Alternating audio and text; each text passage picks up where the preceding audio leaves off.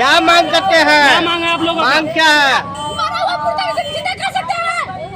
मरा हुआ मुर्दा को जिंदा कर सकता है। क्या दिखाए? अभी तो मीडिया वाला आया, जगने चिल्ला रहे थे, गरज रहे थे पूरा फैमिली। जहाँ था मीडिया वाला। उस टाइम भी न्यूज चला है। उस टाइम भी न्यूज चला है। न्यूज चला है। खबर चला जी। अरे उसी का उस टाइम भी खबर चला। आप खबर देखे हैं? क्या बोला क्या था? नमस्कार, आप देख रहे हैं हमारे साथ झाझा ब्रेकिंग न्यूज। आप देख सकते हैं इस वक्त हमारी उपस्थिति पुरानी बाजार में। आपने पूर्व में खबर देखे होंगे कि एक जो है पेंटर, उसका जो है ना 80% शरीर जल जाते हैं। कहाँ पे काम कर रहे थे? रेलवे में। और जो मजदूर होते हैं, जब तक उनकी सांस चलते हैं ना तो घर वाले जो है ना पीछे नहीं हटते हैं। लेकिन हम पूछना चाहते हैं आला अधिकारी से, हम पूछना चाहते हैं डीआरएम सर से, हम पूछना चाहते हैं आईडब्ल्यू के बड़ा बाबू से, हम पूछना चाहते हैं तमाम रेलवे के जो आला अधिकारी हैं। हम पूछना चाहते हैं आरपीएफ के जो मैडम है, इंस्पेक्टर है, क्योंकि मामला जो है ना ये गरीब परिवार है और इनके साथ आवाज उठाने वाले का जो कमी था, आज इनके यहाँ जो है जो पेशेंट का आप देखे थे उनकी आज मृत्यु हो गई है। आइए बात करेंगे और साथ साथ ये भी बताना चाहेंगे तमाम लोग झाझा के जो है ना रोड पे आई है, ताकि आज ये मजदूर के साथ अगर इंसाफ नहीं मिलेगा तो बाहर से आते हैं ठेकेदार, यहाँ पे काम करते हैं और चंद पैसा लोग दे देते हैं और काम करके निकल जाते हैं। आज एक पेशेंट, आज एक मौत नहीं, कल 100 मौत होगा। और समझ जाएंगे जो बड़े बड़े संवेदक है ना, जो ठेकेदार है, वो समझ जाएंगे कि झाझा का पब्लिक जो है वो कमजोर है। यहाँ पे कुछ भी कर दो, कुछ नहीं होना है, बस 2-4 हजार देके चल जाना। इसीलिए हम मांग करते हैं, लेकिन इनके परिवार का भी दायित्व बनता है कि उन पे एफआईआर करें, क्योंकि अभी तक एफआईआर नहीं हुआ। खबर तो सारे पत्रकार चलाते हैं, लास्ट में होता क्या, संवेदक और पत्रकार एफआईआर एक दूसरे पे चलते रहता है, लेकिन परिवार को अगर कुछ मिल जाता है तो वो भी एफआईआर नहीं करते हैं। अब देखना होगा कल एफआईआर होता है या नहीं होता है। आइए बात करेंगे मनीष कुमार से। क्या मनीष जी, क्या मामला था? ये था मेरा जो है भाई काम करने के लिए गया था, वो सारा कुछ हो गया, कोई 1 रुपया भी दिया है? कोई तो मिल नहीं दिया। ये जो अभी आप बोल रहे थे कि सागर जो है, सागर कंप्यूटर के ओनर का जो बेटा है, उसका मार्फत से जो है 10-5 रुपया करके जो है दे रहा था। 10-5 हजार रुपया करके दे रहा था। कितने दिन तक दिए? वो 10-5 दिन तक 6 दिन तक गए। अब क्या बोले हैं आप?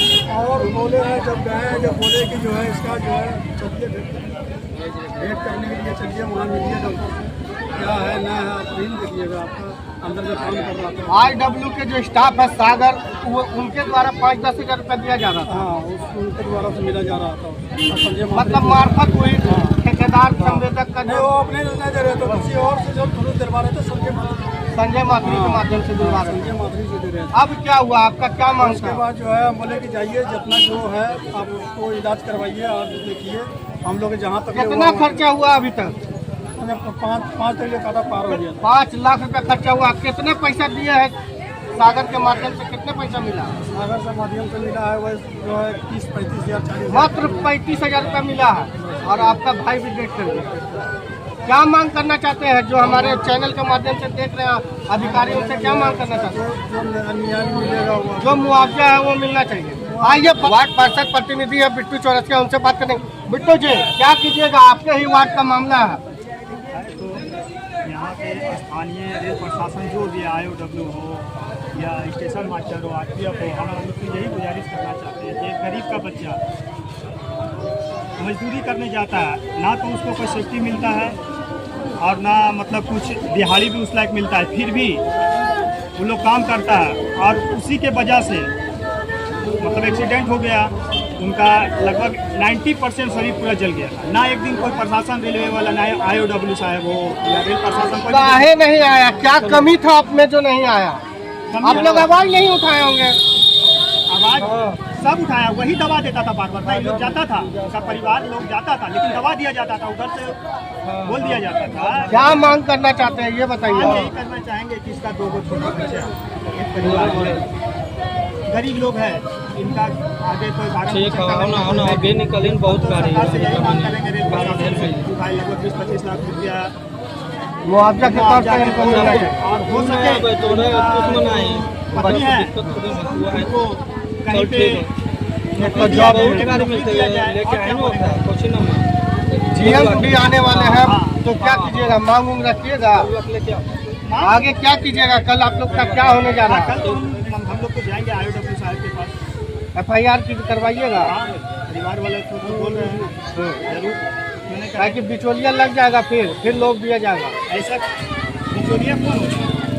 बिचौलिया कौन होता है? संवेदक का जो पैसा पहुंचाते हैं उनको बिचौलिया कहा जाता है। संवेदक तो एक दिन देखने भी नहीं आए। संवेदक का तो जो हाल होगा नीतीश्वर ही बताएंगे। एक गरीब के बच्चा के साथ जुड़े हुआ है, भगवान भी माफ नहीं करेंगे। और जो IOW साहेब या जो उनका संवेदक के जो आदमी लोग हैं, वो लोग इन लोग को डरा धमका रहा था कि तुम लोग अगर ये करोगे तो वो कर देंगे, ये करोगे तो वो कर किनके देंगे। द्वारा धमकी दिया जा रहा था? संवेदक के आदमी जो है, जो पैसा दे रहे थे 5,000 10,000, हाँ। वही सागर इन लोग को बोला गया था कि तुम्हारे जैसा को पॉकेट में रखते हैं, तुम्हारे जैसा जो लेबर को हम लेबर चलाते रहते हैं। जो करना है देखिए, कर लो। वार्ड पार्षद प्रतिनिधि थे बिट्टू चौरसिया जी, और तमाम लोगों का कहना था। यहाँ पे नवयुवक संघ के अध्यक्ष गौरव सिंह राठौर भी पहुंचे थे, और अम्बेडकर विचार मंच के सचिव और निखिल जी भी पहुंचे थे। तमाम लोगों का मांग है कि मुआवजा लगभग 20 से 25 लाख मिलना चाहिए, और इनके एक परिवार में एक सदस्य को जॉब मिलना चाहिए। अब देखना होगा कि इनके परिवार कहाँ तक लड़ते हैं, क्योंकि गरीब का सहारा बहुत कम लोग बनते हैं। कुर्ते वाले तो बहुत मिलेंगे, लेकिन इंसाफ के लिए कौन खड़ा होता है वो तो देखिए क्या कुछ कर रहे हैं इनके परिवार वाला। देखिए हमारी खास रिपोर्ट। तो कोई कुछ नहीं बिगड़ेगा।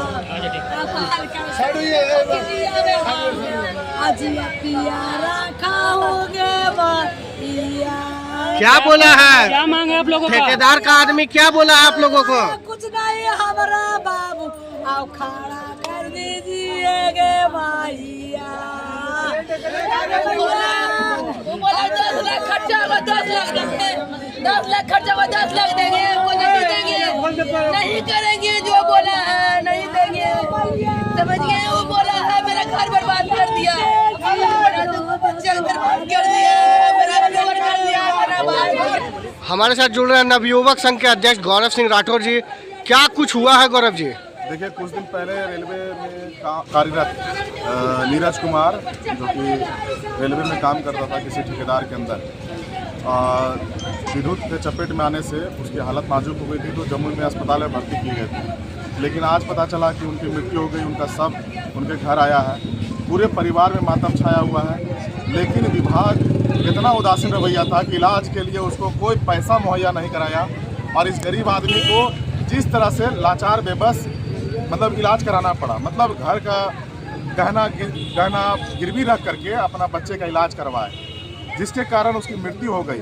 अगर विभाग सही समय पर और सही मापदंड पर चलता तो निश्चित तौर पर इसकी जान नहीं जाती और इलाज बढ़िया से करवाता तो आज इसकी मृत्यु नहीं होती। लेकिन कहीं ना कहीं इसका लापरवाही विभाग पर जाता है, वो ठेकेदार पर जाता है, जिसकी लापरवाही सामने आई। बिना सेफ्टी का आप काम करा रहे थे मजदूर से, और काम भी करा रहे थे। जब वो घायल हुआ तो आप तत्परता से उसका इलाज नहीं करवाए, उसको देखने तक नहीं गए, उसके परिवार से मिलने तक नहीं गए।